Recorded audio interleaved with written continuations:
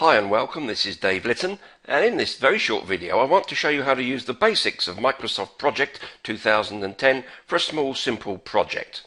So let's make a start. I want to open up the Microsoft Project application itself. Don't forget there's an accompanying guide that you should print out and have in front of you. It'll be helpful while I go through this. The first thing you'd want to do is set up your basic project information, and for this reason we go to the Project tab and project information here. Now today's date, I'm recording this, is the 10th of January. What I want to do is to set the start date to the 16th of January, just to show you that you can adjust this for some point in the future. So that's good enough for the moment, so let's press OK. Alright, we now need to set up our default settings, and for this we go to the File menu and choose Options. Now you won't want to change hardly any of this, but I'll just show you the main pieces that might be of some use. The General tab, we can leave that as it is. The Display tab will show you how you can change currency if you wish to. You can do that here. The Schedule tab is fairly important. It shows you aspects of setting up the calendar, which I'll do in a moment. And pretty much everything else you can leave as is. I like to check this updating task status, updates resource status. That way, when you put a task at 20% complete, it'll adjust the work ratio to the same amount. There is an Advanced tab here. Again, I suggest you leave most of this as it is. You could set a default rate for your resources in terms of how much they're costing you per hour. But other than that, again, I think you can pretty much leave this as it is. Let's press the OK button then. Next step is to actually set up your project calendar, and to this we stay on the project menu and go to change working time. Again, for small simple projects, I don't see any reason why you'd need to change this. Project by default starts at 8 o'clock in the morning, goes through to 12 o'clock, 4 hours work, takes an hour off for lunch, and then does 4 hours in the afternoon, bringing you to 1700 or 5 o'clock. Doesn't work Saturdays and Sundays, that's the default setting here. If you wish to change anything of these for the standard project, then exceptions, you can put in particular dates that you wish to make an exception, for example when your company might be closing down, or go to work weeks, and here you can, for example, change the hours that you might work per day. If you do change the hours, go back to the options again, and there's a convenient button here where you can actually change this. You need to make this harmonise with whichever you've got, because it changes the way in which project calculates. For now, I'm going to suggest everything stays exactly the same. Okay, the next thing is then therefore to set up the tasks themselves. Now, if we go into task name here and type start, that'll be my first milestone. How do I enter it? Either by clicking another cell like this, or I could have used the return key on my keyboard or the arrows keys on the keyboard as well. Either of those would do that. Notice we've got something called a task mode here, which is that we're using manually scheduled tasks, which I don't think is a good idea. What it means is it's asking you to go and schedule where tasks should start. I believe you should set auto schedule. If you remember going back to File Options, if you go to Schedule, it's a good idea to set this to auto schedule so that will in fact occur from here on in. Here you've got the default view, which is your Gantt chart, and what it consists of is a time frame here and a table to the left of it. You can pull that over and you can see it's got these columns in it. If you go to View, you can see different tables here. It's the entry table, which I suggest you leave for the moment, but you can later on set for cost and work, and I'll show you how to do that later. For now, let's bring this back so we can see the name of the task and its duration, and we'll enter the rest of the tasks. Let's have a plan task, a design task, build task, test, install, handover, and finish. Good. Well, as you can see, they've all lined up exactly on the start date of the project, like soldiers waiting for you to tell them something different. The question marks here show that by default, project is assuming they are estimated tasks. So I want this to be a milestone task, so let's put that to 0. I'm just going to type in 0.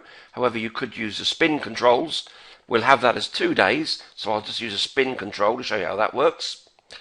Then we'll have 5, 5, 3, 3, and 1, and we'll set this to a milestone again.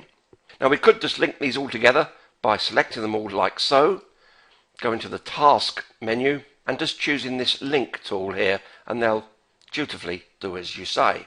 Let's unlink them. I'll show you something else. What you could do, however, is you could actually overlay the mouse on the bar itself, so you get a four-pointed cross, click and hold and drag downwards, and that would link them together like so. I'll just undo that. Be careful not to move the task in this direction, because it will set up a constraint. You can find out information on any task by double clicking its name, and you'll see here, if I go to advanced, by moving it out in time, I've set a start no earlier than constraint, which means there's a brick wall here in time, and this task will not go before it, which is a bad thing to do unless of course it's a real constraint. So what I'm going to do here is to double click and put that back to as soon as possible, which is the default setting. So when you link, be careful to go down or up, never left or right, as you might inadvertently drag this. But notice that if you do drag it, you get a little warning sign coming up here. But the next thing I want to show you, as for normal type of projects, you'd want to have summary bars to show exactly the different stages or phases. And the way in which you do that is to select the tasks that you want underneath such a summary task and click the summary button here. You'll see it's inserted a new summary task. We'll call this the definition phase. I'll click underneath this and do the design, build and test, and we'll call that the execution phase. Not of the project manager, I might add. Do the final one here, and we'll call this the acceptance phase. And there, we've done it. Let's now link these together. I'll use the standard method of going from here to here, from here to here, from here to here, from here to here, like so. I'm showing you this because I want you to get used to using this technique. You see the link arrows? If you overlay very carefully the mouse on them and double click, you can actually adjust the way in which they're connected, and you'll be able to change them from different relationships. Let's take between build and test. I'll just double click here and we'll put a lead in, which means we put a negative number in. You'll see exactly what that means because it overlaps by the amount I put in. Let's show you now how you can delete a link. I'll double click again, I'll press delete, and that now unlinks that. Let's again have a linkage between here and there, and this time I'll put -2 days. So I've got these nicely like that. I'll link these together like so, and there we have it. Let's say for the build task that you need to wait until some materials are delivered, and it's an external dependency, and it's the 23rd of January. Let's put it in as, say, the 26th or something like that. So let's put a start no earlier than, just merely to show that in fact you won't have the materials to start building until, let's say, the 26th. Press OK. You can now see a 1-day delay here. You'll see that you'll get a little symbol here, and it says this task has a start no earlier than constraint. Let's now set up the resource pool, and for this we need to go to a view called the resource sheet. Let's now just enter in, much like the same way as we did tasks, the resources. We'll have a Dave, we'll have a Tom, we'll have a Dick, and we'll have a Harry. And just to show you can put non-human resources in, let's have cable. Imagine we need some cables, and we'll set this to materials. The only difference being here, of course, is materials don't have calendars when they're available, not normally anyway, and we'll have a cost per use here showing that a reel of this particular cable, very expensive, is £350. We'll let Microsoft Project know that this is a drum of cable by typing drum in here as the material name. In terms of Dave, Tom, Dick and Harry, we can set in their costs. We'll put Dave as £50 an hour and the rest as 100. Okay, that's our resources done. Let's now go back and look at the Gantt chart view. Let's now assign the resources to the tasks. Let's click the Resource tab and click on the Assign Resources command there, and this will give you an Assign Resources box coming up. Click on, in this case, this task plan, click on Dave and click Assign, and you'll notice that Dave's name appears to the right of that. Comes to Design. Let's put Dick and Harry on that, so I've simply select those and press assign. Go to build, we'll have Dick and Harry and cable. What I'm going to do now is hold down the control button on my keyboard so I can select non-contiguous resources and assign them. In terms of the cable, we'll have 3 drums like so.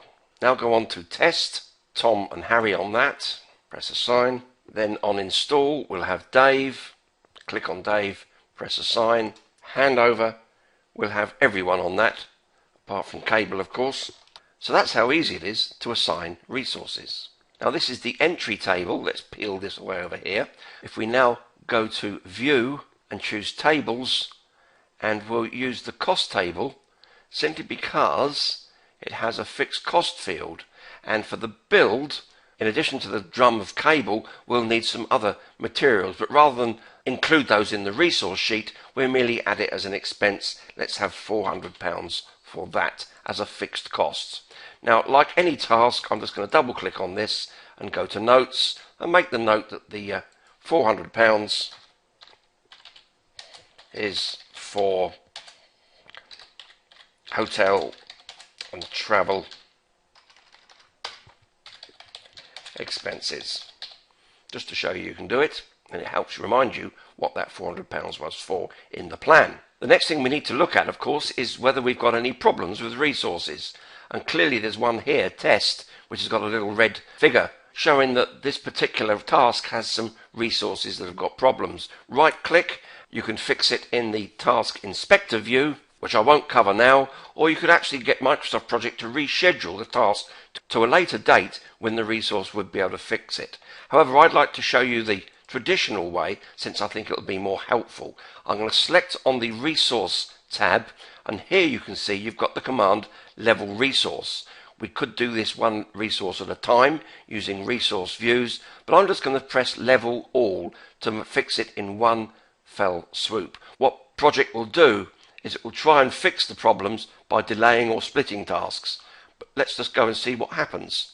Click select, and sure enough, it's increased the duration of some tasks so that it fixes the over allocation, and we now have no problems in terms of resources. Let's just have a look at the big picture by clicking on project, project information, and the statistics field. Now, of course, we can see something of more value. We could show this to the project board or the sponsor or senior management, check they're okay with these dates, here's the work, here's the cost. If they're happy with that, then we can get this approved and we can actually start working against this plan. If we click on this, we can set the baseline. It gives us a few options here. I suggest for now you need to set the entire project and click OK. I now suggest going back to the task tab, going and selecting the tracking Gantt. This is similar to the normal Gantt, except it has 2 bars for each task. The lower bar is a grey baseline, which means this is what we originally agreed. There are also other tables you can use. For example, you can use the tracking table. And what this does is it shows you information on actual duration, remaining duration, actual cost, actual work, and so on and so forth. We could quite reasonably use the work table here. And we can use this as an entry screen for actually monitoring and tracking progress. First of all, let's go back to the task tab. Let's imagine that the plan task started and finished exactly on plan. We can use these buttons up here to show that this is now 100% complete. Go into the design task, and if we double click on the task name, we could go to the general tab. Actually started on the 19th of January.